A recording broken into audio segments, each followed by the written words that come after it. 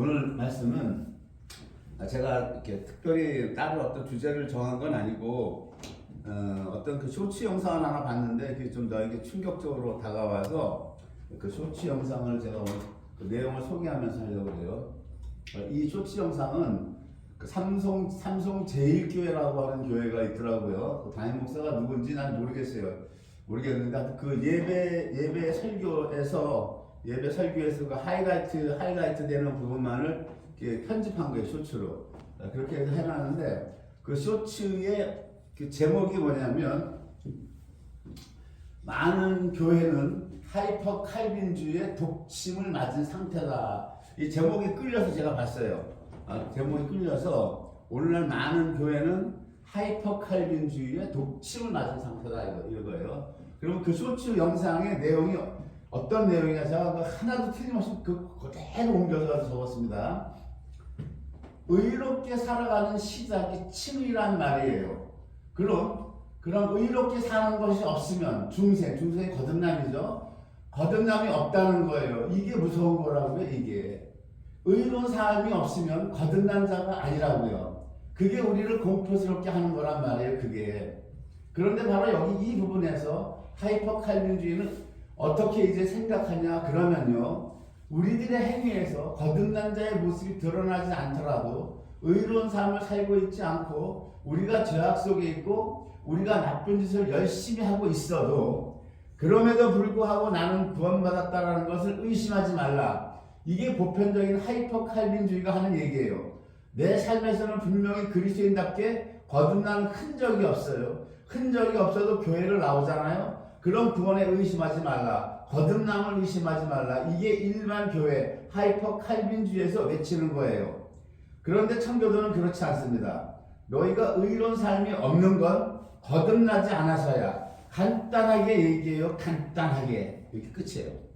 한 번 제가 더 할게요. 의롭게 살아가는 시작이 칭의란 말이에요. 그럼 의롭게 사는 것이 없으면 중생이 거듭남이 없다는 거예요. 이게 무서운 거라고요. 이게 의로운 삶이 없으면 거듭난 자가 아니라고요. 그게 우리를 공포스럽게 하는 거란 말이에요. 그게. 그런데 바로 여기 이 부분에서 하이퍼 칼빈주의는 어떻게 이제 생각하냐 그러면요, 우리들의 행위에서 거듭난 자의 모습이 드러나지 않더라도 의로운 삶을 살고 있지 않고 우리가 죄악 속에 있고 우리가 나쁜 짓을 열심히 하고 있어도 그럼에도 불구하고 나는 구원받았다는 것을 의심하지 말라.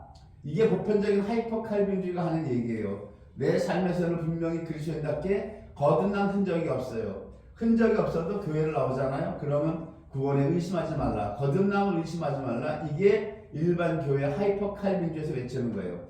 그런데 청교도는 그렇지 않습니다. 너희가 의로운 삶이 없는 건 거듭나지 않아서야. 간단하게 얘기해요. 간단하게. 자, 두 번 똑같이 제가 했어요. 이 담임 목사님이 제가 들어가 보니까 리폼드 개혁주의인데 어떤 개혁주의냐면 청교도 개혁주의 그거를 이제 전복시켜서 목회를 하시는 분이더라고요. 이분이. 그러니까 이제 일반 세상 교회들하고 나는 차이가 있다 해서 청교도적인 것을 이제 외치는 거예요. 외치는데 댓글에 보니까 어떤 분이 나는 이제 신학을 나오고 신대원을 졸업하고 7년 갔다가 졸업하고 어떤 목회를 해야 될까, 어떠한 목회를 해야 될까 구상 중에 많은 고민이 있었는데 우연히 이거를 보고 나서 삼성제일교회를 내가 알고 나서 이것을 모태로 해서 닮아서 해야 되겠다.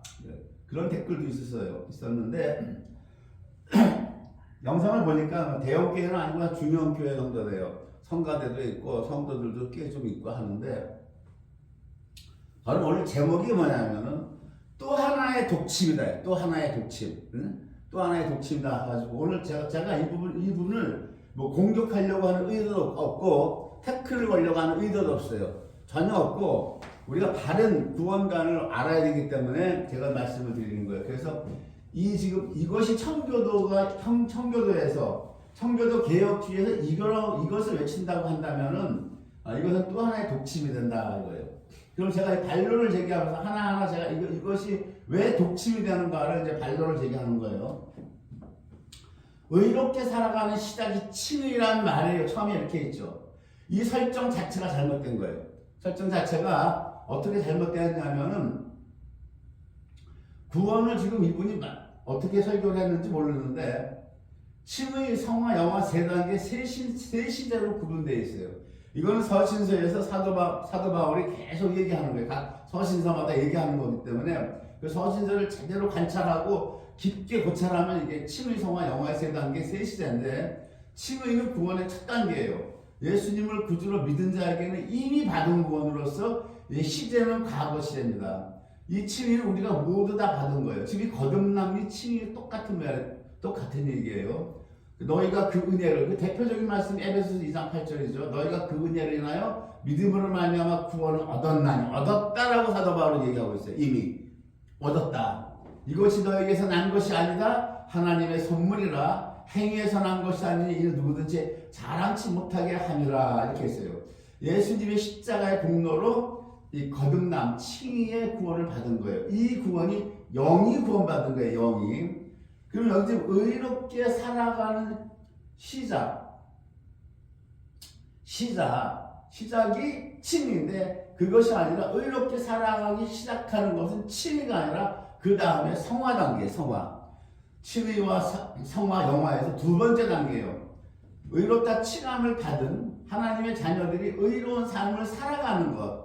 이것이 성화의 구원이에요. 지금 이분은 의롭게 살아가는 것이 칭이다. 그러니까 의롭게 살아가는 것이 없으면 거듭나지 않았다. 이렇게 지금 얘기 설정 자체가 잘못된 거란 말이에요. 그리고 이 성화는 시제가 현재 시제예요. 현재. 과거 시제가 아니라 과거에 구원받은 우리는 현재 어떻게 살아야 되느냐? 혼에 대한 구원입니다. 이게 혼에 대한 구원이고 이 성화는 우리의 전 인격에 해당되는 거예요. 전 인격. 한마디로 이게 대표적으로 소울이죠. 소울.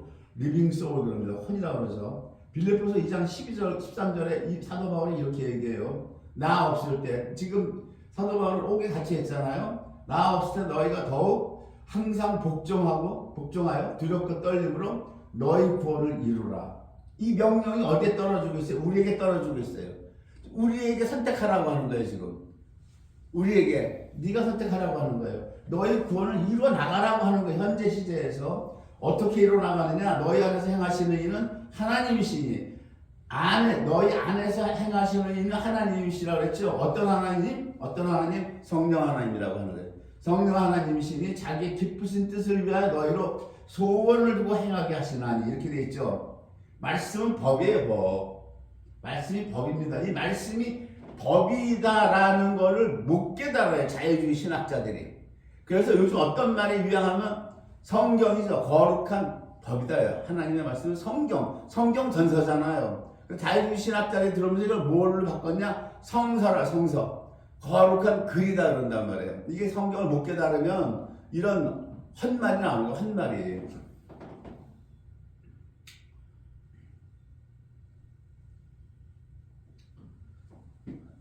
그 다음에 세 번째 단계가 영화예요. 영화는 세 번째 단계이자 마지막 단계로서 미래 시대이고 이 미래 시대가 언제 완성되느냐면 데살로니가전서, 고린도전서에서 나오는 예수님 재림 때에 완성이 되는 거예요. 예수님 재림 때에 이미 잠들었던 성도들이 다 부활하고 이 땅에 있는 자들은 남겨지고 올라가고 이게 분리가 돼 있어요. 분리가 돼서 올라가는 사람은 첫째 부활을 받는 겁니다. 첫째 부활을 받는 여기서 의의 삶이 없으면 열매가 없으므로 첫째 부활에서 탈락되는 거예요. 그러나 구원을 잃지 않고 그 구원을 탈락돼서 땅에 남겨지는 자가 멸망하는 게 아니라 구원을 잃지 않고 예수님 백보자 심판석에서 구원받게 되는 거예요. 이것이 이렇게 되는 겁니다. 그러니까 우리 구원을 바로 알아야 돼요.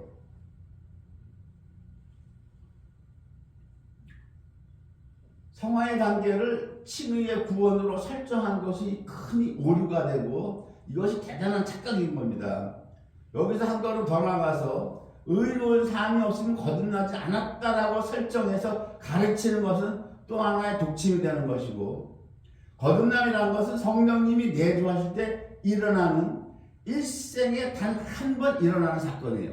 이것은 거듭나면 두 번, 세 번 거듭나는 게 아니고 이 신자가 예수님을 그리스도로 믿어서 주님으로 영접할 때 사도행전의 말씀처럼 성령을 선물로 받는다. 내주하는 성령이 1생 1대 단 한 번 받는 거예요. 거듭남이. 이 사건을 베이스, 기초로 해서 우리가 하나님의 자녀가 되는 거예요. 하나님의 자녀가 되고 의롭다 칭함을 성부 하나님께서 하시는 거예요. 어떤 사건? 거듭남 사건. 성령님이 들어왔을 때. 죄사함 받았다고만 되는 거 아니에요. 거듭나면.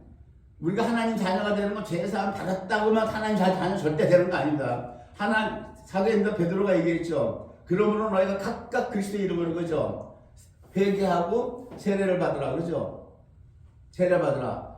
예수 그리스도의 이름으로 세례를 받으라. 그러면 성령을 선물로 받는다 그랬죠. 죄사함을 받고 성령 하나님 내 안에 내주셔서 들어오실 때 그것을 하나님의 자녀가 되는 사건이고, 그것이 하나님께서 성부 하나님께서 성자 예수 그리스도의 그 십자가의 공로를 보시고 의롭다 칭하시고 우리가 그것이 거듭났다라고 하는 거예요. 거듭났다. 그걸 얘기하는 겁니다.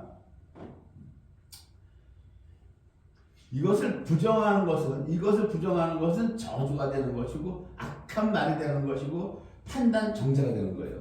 이것이 잘못하면 이 교리는 잘못하면 이단이 있을 수 있어요. 이것이 이단이 될 수 있는 겁니다. 이게 무서운 말이 되는 겁니다. 이거를 반론을 다시 한번 더 할게요. 그러면 의로운 삶이 없으면, 자, 거듭나지 않았다, 중생이 없다라는 말은 다 아까 바꿔서 말하면 뭐예요? 우리가 하나님 자녀가 아니다라는 얘기예요. 하나님 자녀가 아니다. 거듭나지 않았다, 의롭지 않다라고 하는 것은 구원을 잃어버렸다라고 하는 거예요.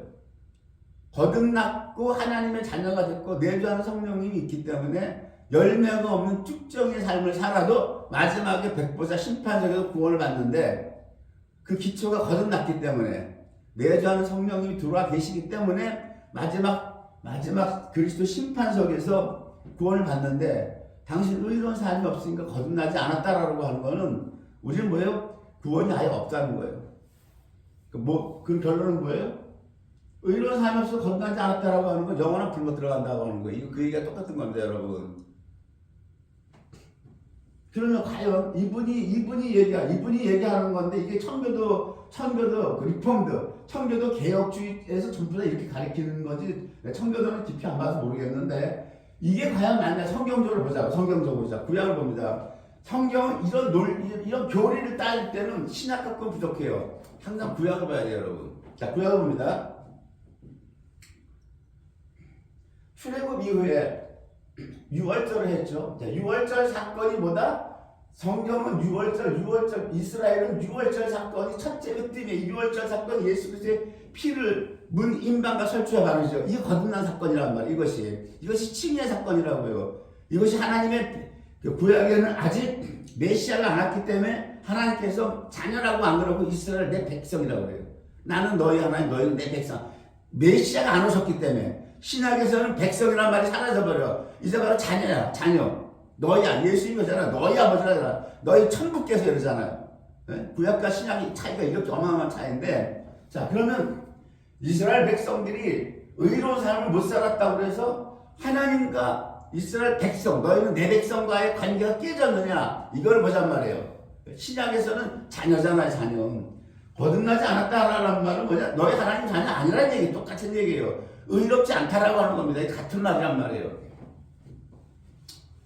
6월절 이후에 출애굽을 하죠. 출애굽을 해요. 그리고 나서 사사기를 거쳐서 왕정기를 들어가는데, 이 모든 역사 속에서는 이스라엘은 무엇을 기초로 한다?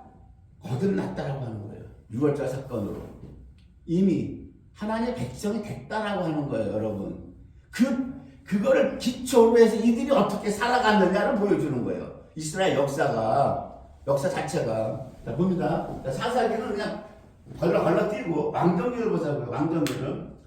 사울이 40년을 가지고 다스리고 통치를, 다윗이 40년, 솔로몬이 40년, 합이 120년을 다스렸어요. 솔로몬이 범죄해서 하나님 나라를 찢어버리죠. 찢는데 다윗을 봐서 솔로몬 네 때는 내가 안 찢겠다. 왜? 내가 다윗의 바로 아들이기 때문에. 다윗이 나를 얼마나 사랑했는지, 다윗 때문에 네 죄가 극심하지만 네 때는 내가 안 치고 네 아들 때 찢겠다 이런단 말이에요. 솔로몬의 아들 르호보암 때부터 나라가 남북으로 갈라지죠. 자, 르호보암 이 유다 역사입니다. 유다 역사예요. 유다 역사인데 르호보암이 17년을 다스리고 아비야가 3년을 다스리고 아사 왕이 41년을 다스리고 여호사밧이 25년, 여호람이 8년, 그 제2에서 왕위에 통치한 기간이에요. 8년.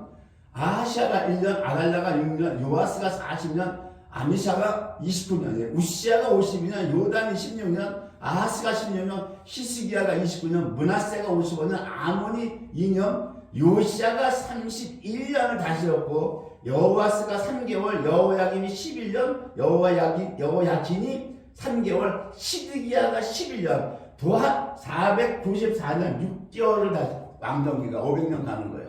이렇게 가는데 역대하 34장을 보면 34장 8절 보면 요시아가 위에 있은 지 18년이라고 그러는데 아까 요시아 왕이 31년을 다스렸는데 31년을 통치했는데 위에 있은 지 18년이니까 내가 이거를 계산을 다 두들겼는데 이 사울 다윗 솔로몬 120년에 제껴놓고 그냥 없던 거를 치고 르호보암 때부터 계산기를 내가 더 해봤어요. 17년 3년 쭉 해가지고 요시아 왕이 18년째니까 31년이 아니라 18로 더한 거예요. 18로 더하니까 얼마가 나오냐? 토탈이 358년이 나오는 거예요.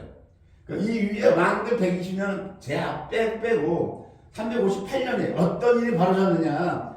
요시아가 위에 쓰지 18년에 그 땅과 전을 정결하게 하기를 마치고 그 하나님 여호와의 전을 수리하려 하여 14절을 건너갑니다. 무리가 여호와의 전에 연보한 돈을 꺼낼 때에 제사장 힐가야가 모세가 전한 율법책을 발견하고 이게 무슨 말씀이냐? 백성들이 얼마나 타락했으면 의롭게 사는 삶이 없는 것은 뭐 기본이고 그 의롭게 사는 내용을 기록한 게 율법책이잖아요. 율법책이 너희 이렇게 살아 의롭게 산다는 게 뭐냔 말이에요. 의롭게 산다는 게 여러분들이 내용이 의라고 하는 게 뭐야? 하나님이 의라는 게 뭐냐? 의는 righteous 바른 거예요. 바른 백성. 너희 내 백성이기 때문에 바르게 살아야 돼. 의라는 게 righteous인데 그걸 어떻게 바르게 살아야 됩니까? 그 내용을 내가 율법책으로 가르쳐 준 거예요. 율법책에. 이게 하나님 사랑, 이웃 사랑인데 이걸 내용 다 적어놨어. 그 중에 가장 큰 건 계명이야. 계명. 너 하나님의 다른 신을 두지 마.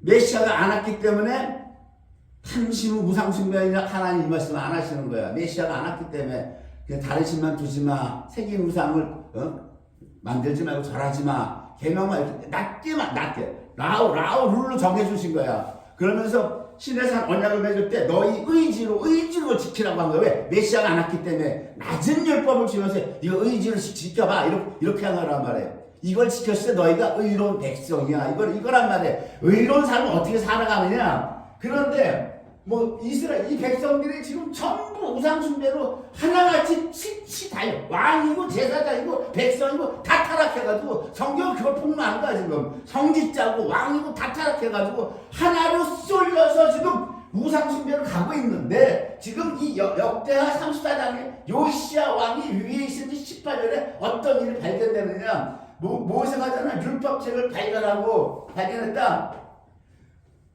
의롭게 사는 삶이 아예 S장터 날아갔고 그 의롭게 사는 그것을 기술한 율법책이 이게 어디에 처박혔는지도 모르고 살았다는 거예요.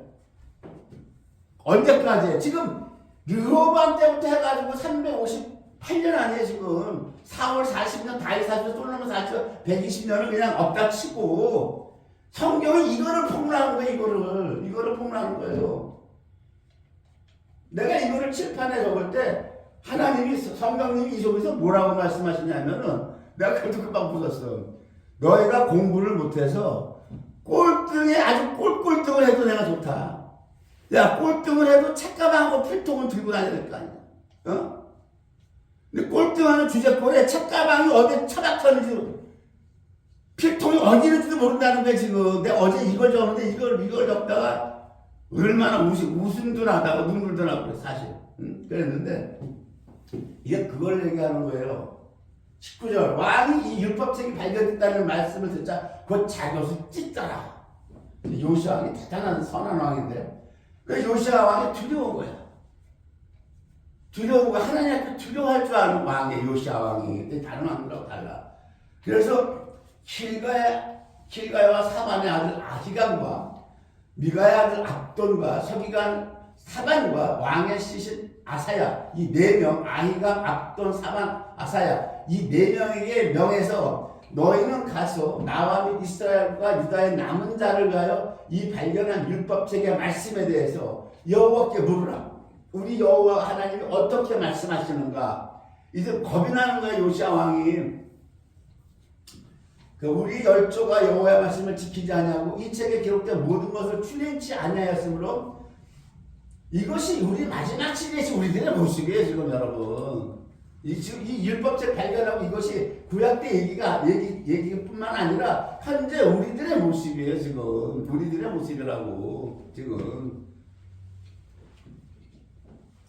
이 네 사람, 왕의 명령을 받은 네 사람이 어디를 찾아가냐면 여선지자 훌다에게 가서 찾아가서 묻는 거예요. 지금 근데 여호와의 말씀이 여선지자 훌다에게 임하여 말씀하시기를 내가 이곳과 그곳 거민에게 재앙을 내리되 곧 유다왕 앞에서 읽은 책에 기록된 모든 율법 책에 기록된 모든 저주가 있죠. 신명기 28장 들어가도 복받고 나가도 복받다가 못 지키면 이제 막 그냥 반죽거리 떡반죽거리 저주를 받고 뭐 이런 저주가 나오죠. 율법책에 기록된 모든 저주대로 내가 저주를 하겠다. 이는 이 백성이 나를 버리고 다른 신에게 분양하며 그 손의 모든 소위로 나의 노를 격발하였으므라. 그러므로 나는 나의 노를 이곳에 쏟음에 꺼지지 아니하리라. 이래서 결국 이들이 우상 숭배한 것뿐만이 아니라 하나님의 모세한테 말씀하신 그 출애굽할 때 시내산에서 그 판에 쓰고 한 그 모세 율법책이 어디에 가서 처박혔는지도 모르고 358년을 그렇게 사는 거란 말이에요. 이게 지금 하나님과 잘 보세요. 6월절 했다라고 하는 6월절 거듭났다라고 하나님의 의의 백성이라고 백성들의 삶이 358년 이렇게 살아왔다라고 하는 걸 역대하 34장에서 폭로하고 있는 거란 말이에요. 지금 그 하나님이 이렇게 지금 재앙을 때리는 거예요. 그래서 결국 어떻게 돼요? 예루살렘 성이 느부갓네살 바벨론에서 공격을 4번 하죠. 4번이나 공격해서 완전히 불타서 없어져 버리고, 예? 성전의 기물들이 일부가 다 포로 갔다가 그걸 가지고 가고, 성전 제사드리는 그 기물들이 다 그걸 가지고 가고, 이스라엘 사람들은 70년 포로로 팔려가요. 그렇죠? 포로로 팔려가면서 하나님이 이때 뭐라 그래요? 니들이 이렇게 했으니까 나와 하나님과 이스라엘 백성과의 관계를 끊겠다고 그러셨냐고. 응? 만약에 하나님이 너희는 이제 내 백성 아니야. 그랬다고 했으면 이 말이 맞아요. 의롭게 살아가는 것이 없으면 거듭남이 없다. 이게 맞는 거야. 너희는 내 백성 아니다. 그래서 맞아. 그런데 하나님 뭐라고 그래요? 한편으로는 예레미야 선지자가 한 선지자한테 뭐라고 말씀하시냐고. 나 여호와가 말하노라. 바벨론에서 70년이 차면 내가 너희를 권고하고 나의 선한 말을 너희에게 실행하여 너희를 이곳으로 돌아오게 하리라. 이게 무슨 말씀이냐? 이스라엘이 하나님 백성이라는 이 관계가 깨어지지 않는다는 말씀이에요. 이것이 70년간 내 분함, 하나님의 분함의 진노를 쏟지만 내 분함의 진노 기간이 끝나면 너희가 다시 약속한 땅, 이 가나안 땅으로 다시 돌아오게 한다는 건 뭐다? 나는 하나님, 너희는 내 백성이라는 이 관계는 여전히 존속된다라고 하는 거예요. 지금 나 여호와가 말하노라. 예레미야 29장 11절 너희를 향한 나의 생각을 내가 하나니 재앙이 아니라 곧 평안이요 너희 장래에 곧 소망을 주려는 생각이라. 무슨 말씀이냐? 이해가 되시죠? 그래서 이 모든 이 구약을 구약을 딱 압축해서 사도 바울이 로마서 11장 1절에 뭐라고 그래요? 그러므로 내가 말하노니 하나님이 자기 백성을 버리셨느냐? 그럴 수 없느니라 그러잖아요. 그럴 수 없느니라. 이것이 하나님이 우리에게 베푸시는 극진하신 사람. 하나님의 극진하신 사랑을 모르면은 이런 말 나오는 거야. 의로운 삶이 없으면 거듭난 자가 아니에요.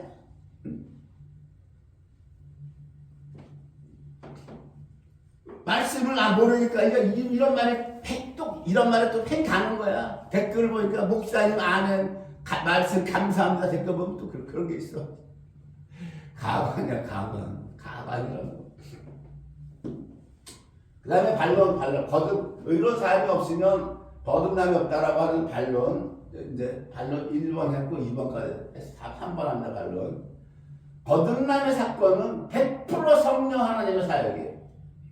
그러므로 사람이 거듭나지 않았다라고 말하는 것은 월권이고 판단정죄하는 것이고 이거 악한 말이고 저주까지 하게 되는 죄를 범하는 겁니다. 이것이 요한복음 3장 6절에 예수님이 거듭남을 뭐라고 설명하세요? 딱 잘라 얘기해. 육으라는 건 육이야. 네 부모에서만 나왔다 이거예요. 육신으로. 그죠? 근데 하나님 예수님 뭐라고 그래? 난 네 육신을 네 혼까지 소울까지 거듭나게 안 해. 이 얘기하시는 거야 지금. 육으로라는 건 육이야. 너는 평생 네 혼으로 살아간다는 거야. 내 지정이. 그죠? 잘 배웠든 못 배웠든 로스쿨을 나왔든 안 나왔든 너는 네 혼으로 살아간다는 거야 지금. 육으로라는 건 육이야. 예수님이 내가 십자가에서 이루는 건 뭐다? 성령으로 한 건 영. 이래서 내가 이 칭을 영의 구원이라고 계속 얘기하잖아요. 혼이 아니다. 왜 자꾸 이걸 얘기하느냐? 근거가 있는 거야. 말씀의 근거가. 예수님이 우리 혼까지 구원시킨 게 아니란 말이에요. 혼은 우리가 일어나가야 되지. 일어나가야 되는 거고, 예수님이 십자가에서 한 건 영이나 성령으로 나왔다. 성령으로 출생했다라고 하는 거야. 성령으로 출생을 했기 때문에 성령님이 우리 안에 딱 들어와서 보증하는 거예요.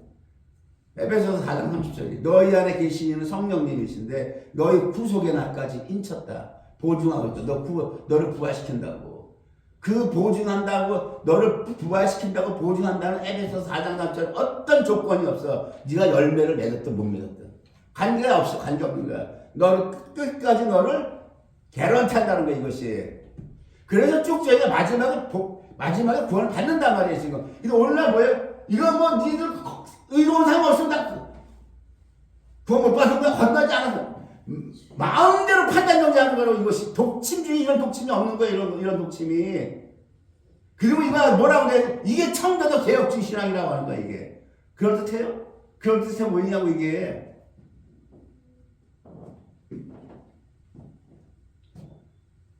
예수님은 딱 내가 십자가에서 어디까지 너희의 구원을 이루어주느냐 영이라는 거야. 영이고 그 안에 성령님이 들어간다는 거예요. 그리고 너희 혼이 내주하는 성령님 안에 복종해서 두렵고 떨림으로 구원을 이뤄 나오라는 이 혼덩어리가 이게.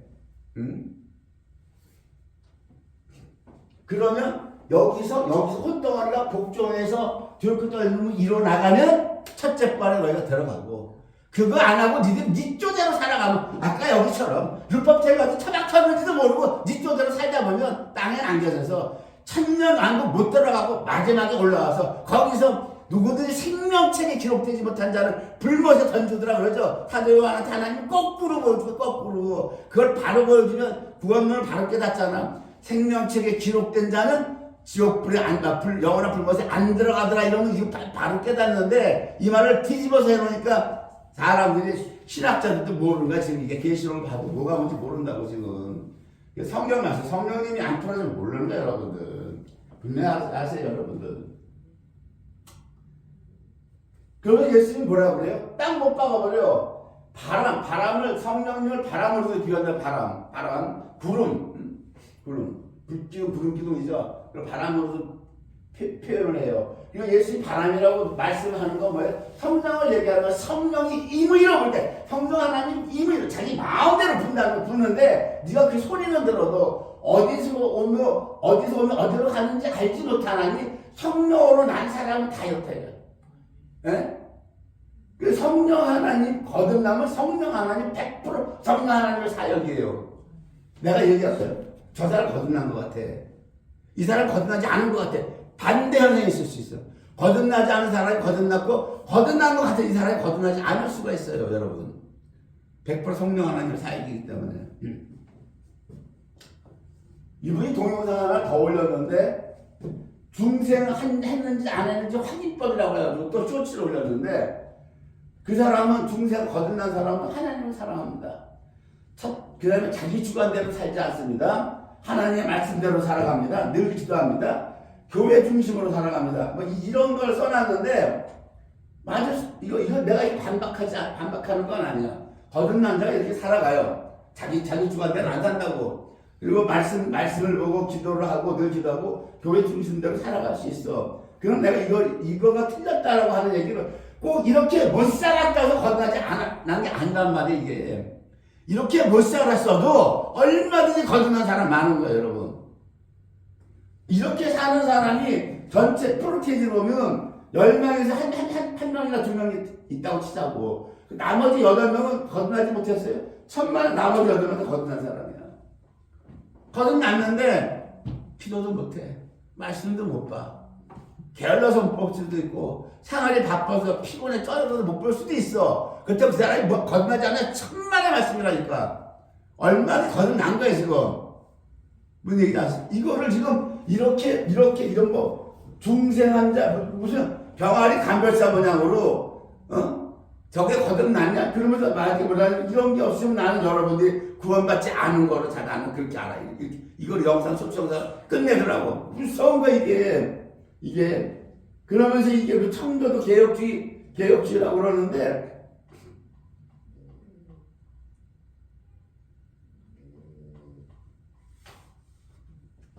그래서 내가 이걸 쇼츠 영상을 보고 이건 또 하나의 독침이다. 또 하나의 독침이 이게 하나 등장했구나. 이단들이 판을 치고 교회가 배도를 하니까 이제 뭐 청교도 개혁주의라고 뭐 하나 나타나가지고 이거 또 하나 독침이 또 나타나. 이렇게 되면 성도들이 어떻게 돼? 전부 판단정지하는 거야. 더 거듭났나 안 났나 무슨 병아리 간별사 뭐냐. 왜 그 짓거리들을 해? 예수님이 딱 못 봤잖아. 육신은 육으로 하면 육이고 성령으로 하면 영이다. 나는 너희를 영을 거듭나는 거야. 영을. 이게 칭이란 말이야. 이게 영의 성령님이 들어와 이게 거듭나는 거. 그래야 너희가 하나님의 자녀란 말이야. 자녀 관계는 절대 안 깨져. 안 깨지. 이게 언제 깨지느냐? 6년 반을 깨진다고. 표 받을 때 그때 왜 내가 버리는 거야. 이 계약 관계를 내가 버리는 거란 말이야. 내가 파괴하는 거기 때문에. 그래서 산상수에서 그거를 가늠 예수님이 너희가 가늠을 할 때 내가 너를 버린다. 내가 666 받고 표를 받을 때 그 가늠이라고 하는 거야. 내 남편 예수를 떠나서 적그리스도를 남편으로 제가 삼는다라고 하는 거야. 신명기를 끄집어 들으면서 신명기 24장의 결혼관계를 예수님이 옛사람에게 말한바 모세에게 신명기 결혼관계를 이렇게 얘기했지. 옛사람에게 말한바 다시 풀어줄게. 이게 산상수훈이라고. 그 관계가 적그리스도에게만 우리가 무릎 꿇지 않으면 안 깨져요. 이것이 하나님과 우리 자녀 관계가. 그래서 하이퍼 칼빈주의라고 하는 게 뭐냐면 이것이 칼빈주의는 정통 칼빈주의인데 정통 칼빈주의는 글자 그대로 예정만 본 거예요. 에베소 1장 예정만 봤는데 이거 하이퍼 칼빈주의라고 하는 게 이거는 극단적 칼빈주의라고 해가지고 정통 칼빈주의 한 걸음 더 나간 거예요. 더 나가서 이중 예정까지 이거를 교리를 만들어. 이게 그 당시 옛날에 그 학자들이 이게 고마루스 뭐 이런 학자들이 이런 걸 만들었는데 오늘날은 이런 게 존재하지 않아요 지금. 왜냐하면 하도 사람들이 인지가 예정을 거부하니까 이거를 묵혀하가 그런데 교회가 되지가 않는 거야. 되지가 않으니까 이제 칼빈주의가 어떻게 바뀌었다? 수정 칼빈주의로 들어오면서 예정교리가 완전히 붕괴되는 거예요. 예정교리가. 교회 성도들도 이 예정교리 성령님이 눈 띄워주지 않으면 절대 못 받아들여. 우리 머리는 못 받아들여요, 여러분. 그대로 선악과 따먹은 우리는 절대 못 받아들이는 거야, 이거. 성령님이 눈을 딱 띄워줘야 돼. 그래야, 이 모든 예정이라는 거 알지? 몰라요. 그래서 지금은 정통 칼빈주의는 거의 사라지고 없고, 수정 칼빈주의에서부터 예정교리가 붕괴되면서 어떻게 되냐면 웨슬리안을 접목시킵니다. 이거를 접목시켜. 그럼 웨슬리주의는 이것은 이제 위로 올라가면 이제 아르미니안주의 그쪽으로 이제 접목된 교리인데 이 감리교죠. 여기서는 웨슬리안주의는 결국 예정은 없고 이제 여기서 주장하는 거는 성화를 주장한단 말이에요. 성화를 주장하기 때문에 이 두 교리가 혼합되면서 구원의 강조점이 예정에서 성화로 옮겨져 가버려요. 그러니까 웨슬리안 칼빈주의가 우리나라에 많아. 오늘날 웨슬리안 칼빈주의. 이거 무엇이다? 성령의 복종을 해야 된다. 그래야 우리가 구원을 받는다. 성령의 복종을 맞는 말이죠. 성령의 복종이나 첫째 부활 들어가지. 육체적 본성이 있어서 점진적으로 극복이 된다. 이것도 맞는 얘기예요. 우리가 하루아침에 모든 게 다 되면 혁명이게 안 되는 게 점진적으로 되는 거라. 점진적으로. 칼빈주의적 웨슬레주의라고 하는 게 있어요. 웨슬리안 칼빈주의 말고 칼빈주의적 웨슬레주의. 요거는 뭐냐면은 성화의 극적인 면을 지나치게 강조해서 웨슬리아가 했던 얘기, 웨슬리아가 찰스 웨슬리 형제지간에 죄로부터 우리가 완전히 자유할 수 있어요. 그 두 형제가 그 편지 주고받고 하는 거 보면 죄로부터 완전한 자유를 누릴 수 있다. 그로 인한 극적 경험을 강조하고 칼빈주의적 웨슬레주의 이런 것도 있는데 어쨌든 이 하이퍼 칼빈주의가 독침을 맞았다고 이 사람이 여기 써 있잖아요. 하이퍼 칼빈주의의 많은 교회가 독침이 아니라 하이퍼 칼빈주의는 독침이 아니라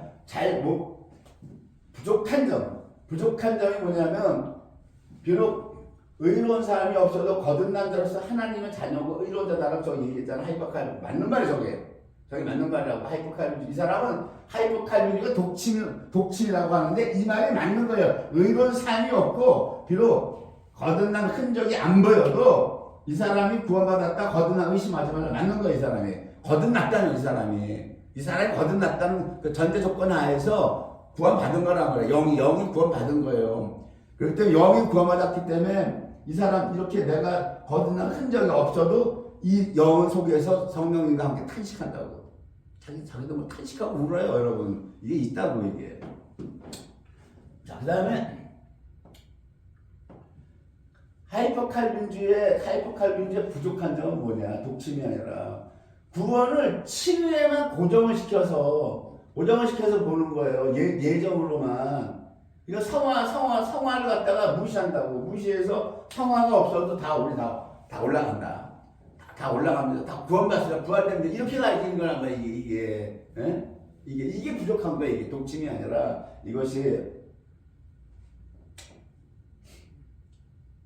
그러니까 하이퍼 칼빈주의에서는 우리가 예수님 오실 때 이 땅에 탈락된다는 거, 이 땅에 남겨진다는 거, 이런 건 전혀 안 가르치는 거지. 그거 받았기 때문에. 다 올라간다, 여러분. 걱정하지 마세요. 마음 푹 놓으세요. 안락하라. 마음 풍나정. 마음 풍나정 드시고 우리는 주님의 은혜로 다 올라갑니다. 다 그렇게 가르친단 말이에요. 이게 부족하다는 독침이 아니라. 왜? 여러분 하나님 자녀라는 거 절대 변함없다. 그 맞는 말이란 말이에요. 이스라엘 백성들 지금 이렇게 살았는데 하나님 버렸단 말이에요. 지금. 예? 무슨 얘기 이해가 되셨죠? 오늘날 하나님은 사랑이다라는 예정교리, 은혜교리로 풀어가기 때문에 하나님의 심판을 갖다가 얘기를 잘 안 하는 거란 말이에요. 얘기를 잘 안 한단 말이에요. 그러나 성경은 그렇지가 않아요. 우리가 새해에는 시온의 대로가 활짝 열리는 축복을 여러분들이 받기를 바라요. 왜냐하면 이사갈 지파가 땅 분배를 받을 때 이사갈 지파가 그 자기의 수도를 시온이라고 짓죠. 시온이 이사갈 지파의 수도입니다. 이사갈이라고 하는 그 이름의 뜻이 하나님이 값을 주신다. 그래서 이사야서에서 뭐라 그래요? 율법이 시온에서 나온다 그래요. 시온에서. 예수님의 율법이 시온에서 나온다. 이 말이 뭡니까? 주님의 율법, 하나님 사랑, 이웃 사랑을 하는 자들은 이사갈, 하나님께서 그 상급 값을 주신다라고 하는 거예요. 그럴 때 여러분이나 저에게 시온의 대로가 활짝 열린다는 건 뭐냐? 주님의 율법을, 하나님 사랑, 이웃 사랑을 지킬 수 있는 그 시온의 대로가 활짝 열리는 것. 그 축복은 뭐다? 의롭게 사는 삶은 결국 뭐다? 우리가 마음대로 살 수 없고 성령님께 순종하는 삶이, 그것이 축복의 대로가 활짝 열리는 시온의 대로가 열리는 거예요. 올해를 다 보내면서 새해에는 성령님의 시키는 대로 성령님의 시키는 대로 순종해서 하나님 사랑 이웃 사랑을 하는 그 의로운 삶으로 말미암아 우리 모두 다 첫째 발에 참석할 수 있는 참여할 수 있는 그 시온의 대로가 활짝 열리기를 주님의 이름으로 축복하면서 마치겠습니다.